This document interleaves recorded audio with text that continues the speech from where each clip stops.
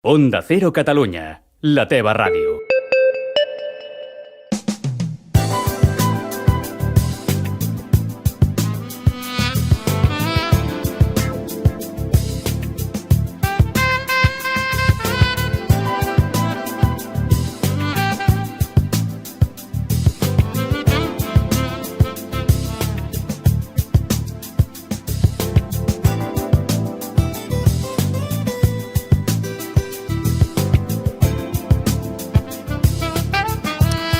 Bien, estamos en marcha con la llegada de estos días de compras, días festivos.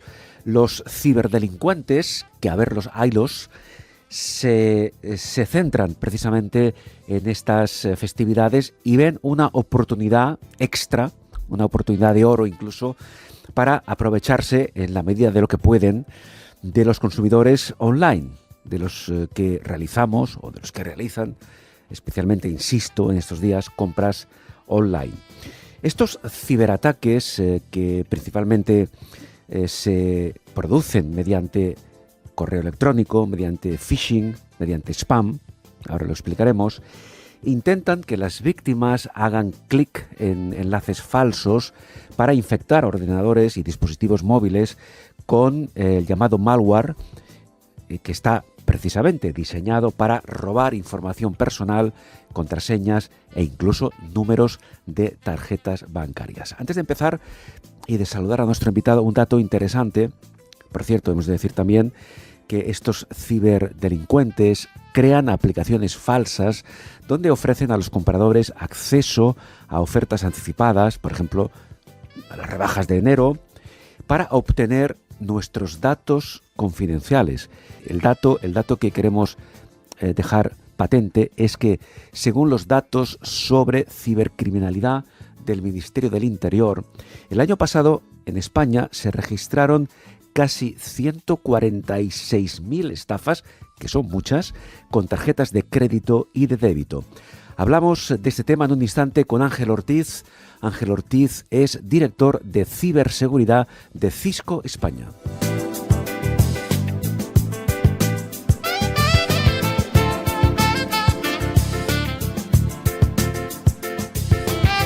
En bones mans, amb Carles Aguilar, la ràdio especialitzada amb els millors professionals a Onda Cero Catalunya.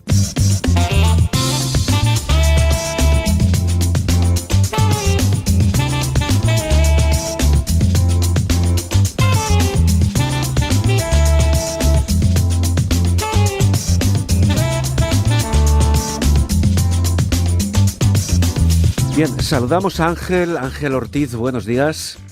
Hola, buenos días, Carlos. Buenos días, Ángel. El dato que acabo de dar, 146.000 estafas el año pasado, estafas básicamente con tarjetas de crédito y de débito. No sé qué lectura se hace desde Cisco España. A mí, yo tengo una duda, no sé si son muchas o son pocas, me explico. Es decir, claro, consumidores somos todos. En España, no sé si somos ahora 40 millones o más de consumidores. Claro, 146.000, ¿esto es mucho o es poco? Bueno, es mucho. Y además, no solo en lo referente a estafas, sino en general todos los datos referidos a incidentes de ciberseguridad llevan al alza unos años. En concreto, por ejemplo, los ciberdelitos, según el Ministerio del Interior, aumentaron un 72% en España en el pasado año 2022. No tenemos los datos de 2023 todavía, pero son 375.000 infracciones penales a fecha de febrero de 2023, con lo cual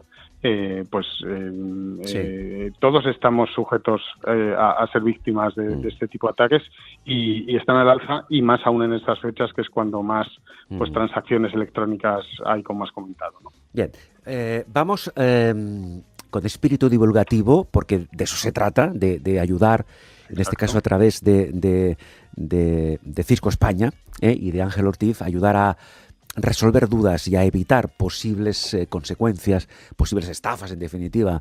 Yo decía antes que principalmente estos ciberataques se producen a través de phishing y spam. Vamos a clarificar el concepto. ¿Qué es el phishing y qué es el spam? Bueno, son dos tipos de ataques razonablemente parecidos. Ambos lo que persiguen es que nosotros como usuarios hagamos clic en un enlace que nos va a llevar a un sitio potencialmente malicioso o que va a descargar algún programa malicioso. La diferencia fundamental es que el spam pues es algo mucho más masivo. Digamos que yo hago un ataque para enviar muchísimos correos electrónicos sin un grado de personalización demasiado alta para ver cuántos pican, mientras que el phishing ya es algo un poquito más dirigido y me dirijo pues a usuarios de una determinada área geográfica, de un determinado sector de edad, con un determinado mensaje concreto en el que espero que hagan clic. Claro, puede parecer o no sorprendente que ese número creciente, como hemos comentado ahora mismo, de estafas que se producen básicamente a través de phishing y spam, sea debido a una, entre comillas, falta de cultura digital, por llamarlo de alguna forma, de los usuarios, por ejemplo, de correo electrónico o de los usuarios de redes sociales. ¿Picamos tanto en estas estafas por desconocimiento, por falta de información? ¿Por qué lo hacemos? Bueno, picamos en parte por falta de información y de sensibilización con el problema, pero también hay que decir en defensa del usuario que estos ataques cada vez están mejor hechos, ¿no? No hay que olvidar que todos nuestros datos están en la red, que los atacantes cada vez tienen acceso a más datos porque cada vez desarrollamos más actividades en la red y todos esos datos les sirven para generar, mediante el uso también de técnicas de inteligencia artificial que también usan ellos, pues ataques más personalizados, ¿no? Si digamos que yo suelo visitar, pues no sé, sitios de pesca, por ejemplo, uh-huh. y los atacantes saben que a mí es un tema que me interesa, pues me pueden dirigir un correo hablando de artículos de pesca, sí. cualquier actividad que me sea de interés, y claro. Será más fácil, ¿no?, que yo como usuario pues haga clic en ese enlace. Claro, pero eso sería un intento ya mucho más personalizado. Sí, pero en el fondo es un intento de phishing, ¿eh? Tampoco te creas que hace falta conocerte muy bien personalmente para hacer esos tipos de ataques. La inteligencia artificial y las técnicas de Big Data nos permiten hacer esos ataques cada vez con mayor grado de personalización, con menor esfuerzo por parte de los atacantes. Claro, ahora daremos algunos consejos al respecto, pero antes, desde el punto de vista de desconocimiento del usuario, quizá muchos se preguntan si realmente los ciberdelincuentes, los que realizan esos ciberataques, están a la misma altura, digámoslo así, a nivel de desarrollo de programas, a nivel informático, en fin, como queramos definirlo, a la misma altura o más incluso que algunas empresas que se dedican precisamente a evitar esos ataques. Porque por mucho que cada vez se protege más la ciberseguridad, los ataques no solamente se siguen produciendo, sino que están aumentando. ¿Qué lectura hacemos de esto? Pues obviamente que yo creo que tenemos que desterrar la imagen del ciberdelincuente como un llanero solitario, alguien que está atacando desde su casa utilizando solo su ingenio y de forma artesanal, ¿no? Los atacantes, efectivamente, como has comentado tú, son auténticas empresas, auténticas organizaciones empresariales que están organizadas como empresas, trabajando por objetivos, igual que lo hacemos las empresas sí. Legítimas de seguridad y muchas veces apoyadas incluso por determinados estados, ¿no? Con lo cual tenemos que tomárnoslo muy en serio uh-huh. y pensar que ellos también utilizan técnicas, igual que utilizamos nosotros cada vez técnicas más sofisticadas para defender a los usuarios, sí. Ellos también utilizan esas técnicas sofisticadas para atacarnos. Esos integrantes de esas redes de ciberdelincuencia, entiendo pues que son, no sé, ingenieros informáticos o son auténticos cracks de la informática, ¿no?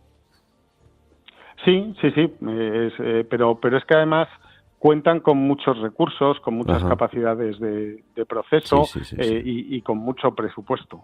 Claro. Los ciberdelitos, el cibercrimen mueve cada vez más dinero, ¿no? Claro, efectivamente, el cibercrimen, a pesar de que funcionen de alguna forma con una estructura, como decía ahora Ángel Ortiz, empresarial, son delincuentes, están fuera de la ley. Eso es así, ¿no?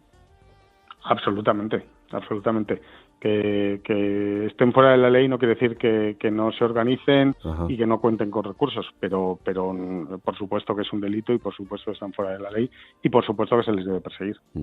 Bien, hablábamos antes del phishing, del spam, que son dos de las técnicas más utilizadas, pero también hacía referencia a ese cebo, que en muchos casos se dirige a los usuarios, a los consumidores, con presunto acceso a ofertas anticipadas. Esto es un cebo en el que muchos caen, ¿no?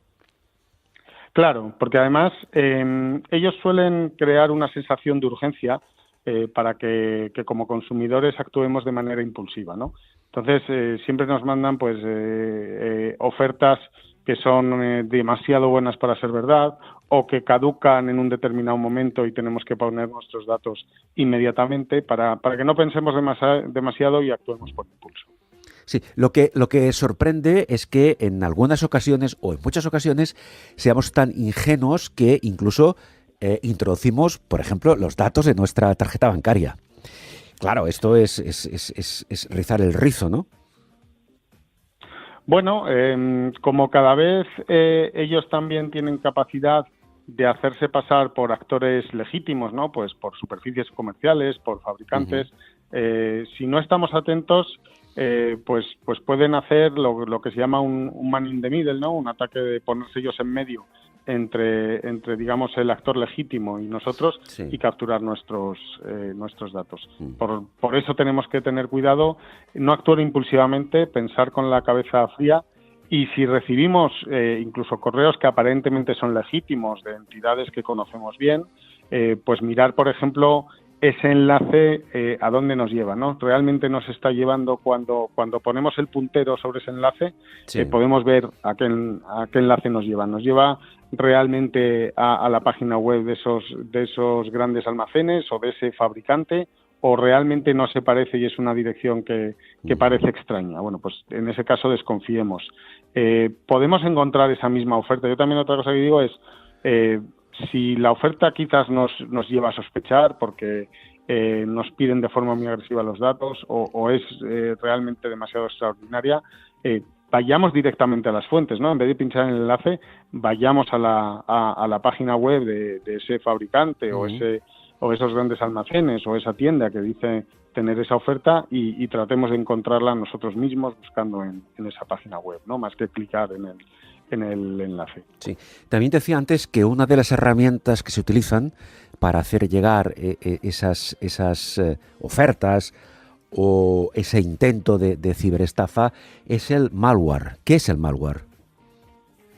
Bueno, el malware es software malicioso. Son programas maliciosos que pueden buscar desde robar nuestros datos, datos de carácter personal que tengamos en nuestro ordenador y que lo que buscan es hacerse con esos datos pues para luego realizar compras o tener acceso a determinados sitios en nuestro nombre, a también, esto quizás más en el caso de ataques a empresas, pues cifrar esos datos y pedirnos un rescate a cambio de ellos, lo que se conoce como el ransomware. Sí, antes de dar algunos consejos prácticos más concretos, hace un momento Ángel hacía referencia al uso de la inteligencia artificial que ha llegado ya para quedarse y estamos en los inicios porque no sabemos dentro de 6 meses o dentro de un año hacia dónde o hasta dónde nos va a llevar, pero la inteligencia artificial también va a ser, o de hecho es ya una herramienta para los ciberdelincuentes, ¿o no? Sí, sin duda es una herramienta y además con esa herramienta pues pueden hacer ataques más sofisticados y para que nos entendamos mejor hechos, ¿no? Podemos recibir un correo que digan que mira qué fotos tengo con tu familia en el partido del domingo y haciéndose pasar por un usuario que conocemos. Y bueno, pues en ese caso, si no nos fijamos bien en que a lo mejor hay pequeños detalles que no coinciden con esa persona que normalmente nos escribe, pues seremos más propensos a pinchar en en esos enlaces. Podemos llegar incluso a simular, en el caso de empresas, ser el CEO, el director general de la empresa, incluso con grabaciones y hacernos pasar por la voz, ¿no?, de esa persona. Con lo cual, efectivamente, pues se pueden sofisticar muchísimo los ataques con el uso de inteligencia artificial. Bueno, pues ahí las empresas de ciberseguridad tendrán que ponerse las pilas, ¿no? Claro, al final la protección de nuestros activos digitales pasa obviamente también por el uso para defendernos de esa inteligencia artificial, detectar patrones de comportamiento sospechoso, pero cada vez más pasa por lo que llamamos resiliencia, ¿no? Es decir, muchas veces no vamos a ser capaces de evitar ese ataque, no vamos a ser capaces de evitar que el usuario pinche en un determinado enlace, pero lo que sí que podemos intentar, esto como empresas y con nuestras soluciones, es evitar que ese ataque verdaderamente logre el acceder a los datos y tenga consecuencias para la empresa, sino ser capaz de identificarlo, de pararlo antes de que efectivamente consigan su objetivo los atacantes.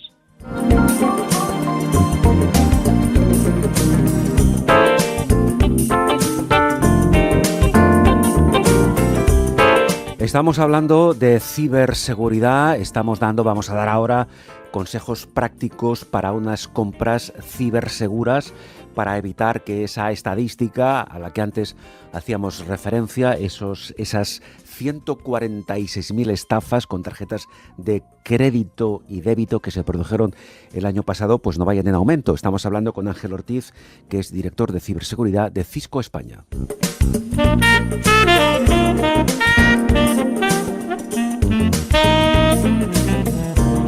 En bones mans amb Carles Aguilar, la ràdio especialitzada en salut i qualitat de vida que us interessa escoltar.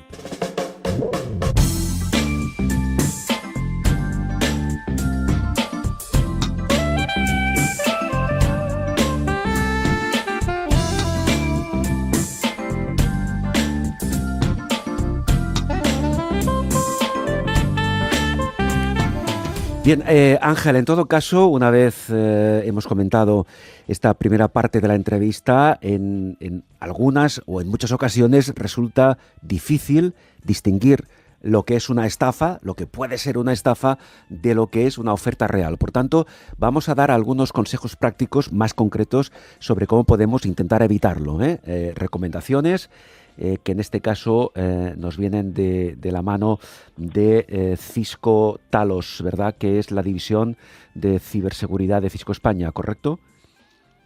Sí, Cisco Talos es el servicio de ciberinteligencia de Cisco. Es donde vemos todos los ataques que se están produciendo a nivel mundial y en base a eso podemos actuar. Bien, consejos más concretos. Primero, desconfiar de los correos electrónicos o mensajes de texto que indiquen, por ejemplo, cualquier tipo de problema que presuntamente tenemos en nuestras cuentas bancarias, ¿no? Sí, es muy difícil que nuestra entidad bancaria, siendo una entidad bancaria seria, nos pida directamente que pongamos el número de nuestra cuenta, que pongamos determinados datos o que nos indiquen un problema únicamente mediante texto. Normalmente nos piden autenticarnos varias veces, nos piden datos parciales, pero no es nada frecuente que nos pidan datos de nuestras cuentas bancarias y menos indicando un problema. Por lo tanto, se debe desconfiar de ese tipo de mensajes tan explícitos. Bien, estamos a punto de realizar una compra que nos interesa, una oferta, en fin, lo que sea, pero estamos conectados a una red Wi-Fi abierta o que no es habitual. ¿Qué hemos de hacer?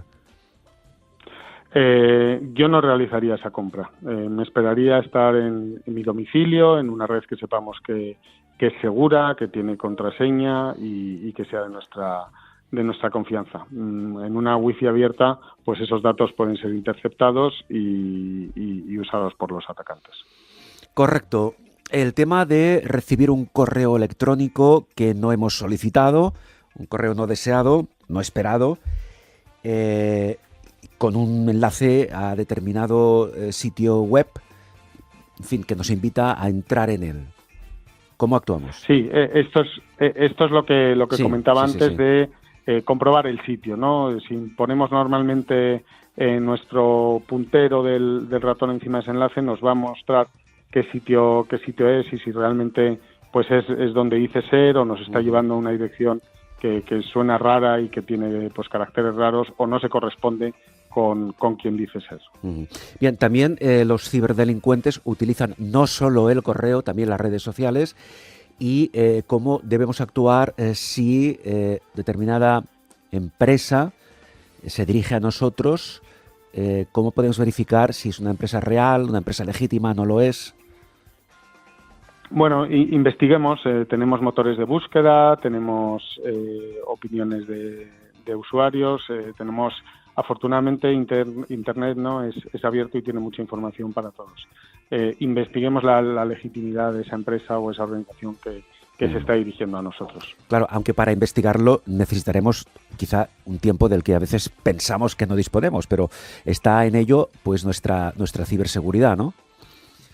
Exactamente. Normalmente en estos temas las prisas suelen ser Claro. malas consejeros, las prisas y los impulsos son malos consejeros.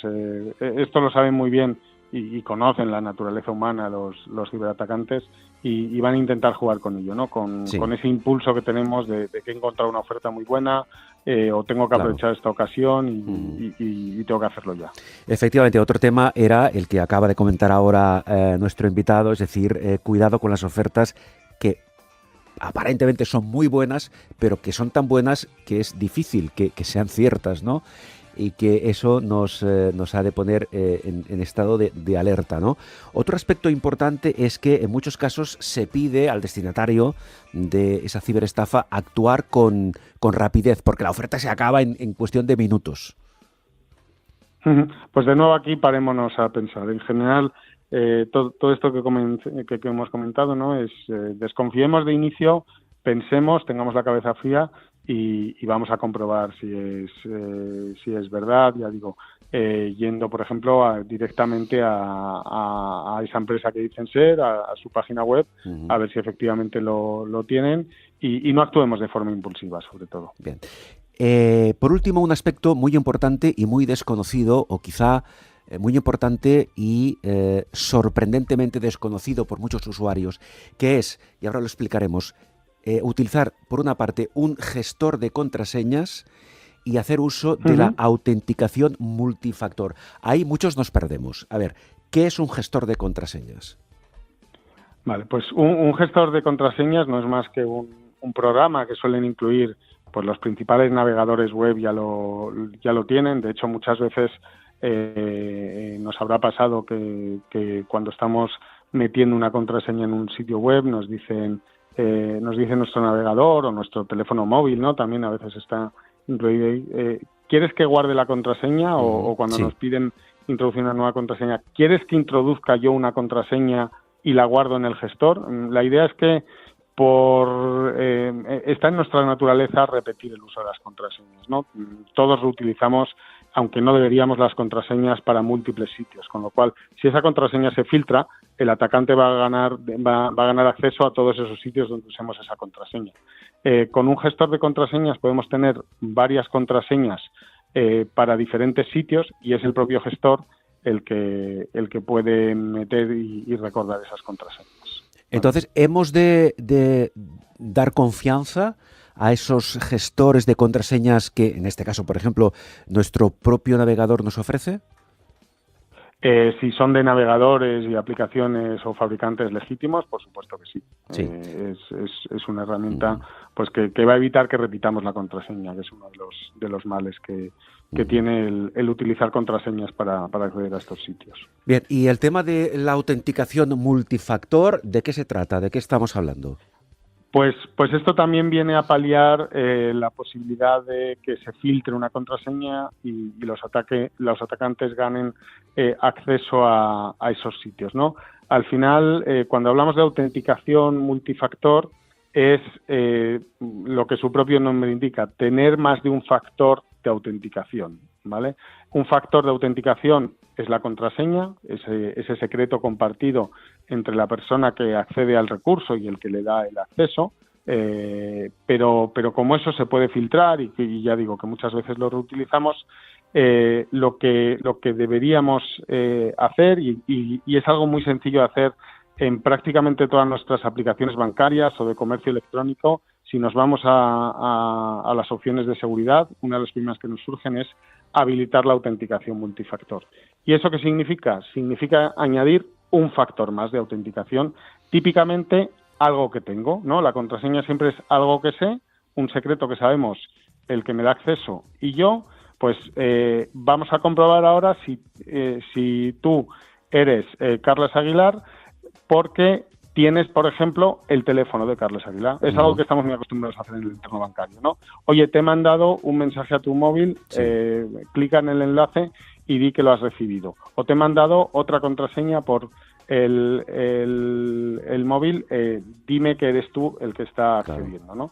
Pues esto nos permite que, aunque nuestra contraseña se haya filtrado, si no tienen ese dispositivo físico los atacantes, no van a poder acceder a ese recurso, ¿no? Por tanto, es algo que ya digo, es muy sencillo de habilitar y mejora mucho lo que llamamos los expertos, nuestra postura de seguridad. Por tanto, es recomendable activar esa autenticación multifactor. Para concluir, desde Talos, desde la División de Ciberinteligencia de Cisco, ahora mismo, dentro del concepto de ciberseguridad, ¿qué es lo que más preocupa? Quiero decir, ¿qué es lo que más preocupa? Bueno, quiero decir, ¿en qué proyecto se está trabajando para aumentar, en la medida de lo posible, tanto como servicio a empresas, como servicio a usuarios, que la ciberseguridad sea o alcance porcentajes más amplios? Bueno, pues fundamentalmente, como te he comentado, en aumentar la resiliencia de los ataques, ¿no? En cómo podemos conseguir que ataques que hayan podido pasar esa primera barrera de protección, pues porque están muy bien diseñados y en fin, mi firewall o mi antivirus o mi solución de seguridad de correo electrónico no los haya parado, ¿cómo podemos, tras haber pasado esa primera barrera, identificar esos ataques antes de que tengan impacto en la estructura de mi organización? Y por supuesto, adaptarnos también a ese nuevo escenario tan en auge que es el trabajo híbrido, ¿no? Ahora los usuarios en las empresas, en las organizaciones, acceden a los datos de esa empresa y a sus propios datos desde cualquier dispositivo y desde cualquier lugar.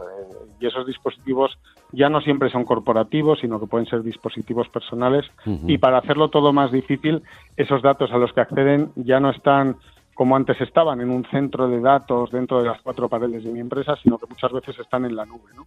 Y tenemos que también ser capaces de adaptarnos a esa nueva realidad. Por cierto, un último comentario, porque ahora Ángel acaba de hacer referencia a los antivirus. Solo una pregunta muy concreta en general, como percepción o como orientación. Esos antivirus, que hay muchos y de diversas características, que son gratuitos, ¿qué porcentaje de fiabilidad tienen para ayudarnos a evitar algún tipo de ciberataque? Bueno, siempre, por supuesto, hay que comprobar las fuentes de esos antivirus gratuitos, porque bajo la apariencia de antivirus muchas veces se esconden paradójicamente programas ilegítimos, pero bueno, también es cierto que hay antivirus gratuitos en el mercado que bueno, desde luego es bastante mejor tener esas protecciones más que no tener nada en nuestras máquinas, ¿no? Claro, por cierto, son antivirus en muchos casos gratuitos, pero que luego te dan la opción de actualizarlos ya en el formato de pago, ¿eh? Efectivamente, sí. Muchos son gratuitos o nos dan la posibilidad de actualizarlo en formatos de pago. Cisco, por ejemplo, también está detrás de uno de los antivirus gratuitos del mercado, que se llama ClamAV. Y bueno, en este caso es un antivirus de software libre que también contribuye, es de las fuentes que aportan inteligencia a Cisco Talos, ¿no? Cuando esa solución detecta ataques, pues también nos lo manda a toda nuestra base de datos Cisco Tales para que veamos que están ocurriendo ese tipo de ataques. Muy bien. Pues Ángel, esperamos que nuestros oyentes hayan tomado buena nota de esos consejos, de esas orientaciones, de esos consejos prácticos y que entre todos contribuyamos a evitar que esa estadística, esas 146.000 estafas que se han producido, no solo no aumenten, sino que vayan descendiendo en la medida de lo posible. Ángel Ortiz, muchísimas gracias. Un abrazo. Muchas gracias a todos. Un abrazo. Gracias. Ángel Ortiz es director de ciberseguridad de Cisco España.